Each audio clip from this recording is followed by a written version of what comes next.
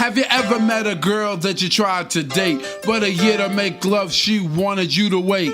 Let me tell you a story of my situation. I was talking to this girl from the US nation. The way that I met her was on tour at a concert. She had long hair and a short miniskirt.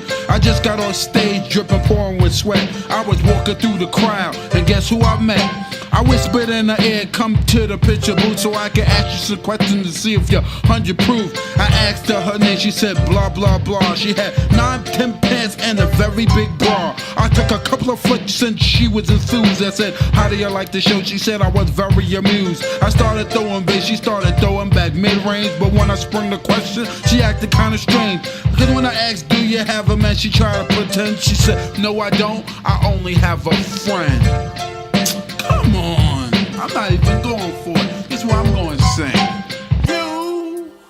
You got what I need, but you say he just a friend, and you say he just a friend. Oh baby, you got what I need, but you say he just a friend, but you say he just a friend. Oh baby, you got what I need, but you say he just a friend, but you say he's just a friend.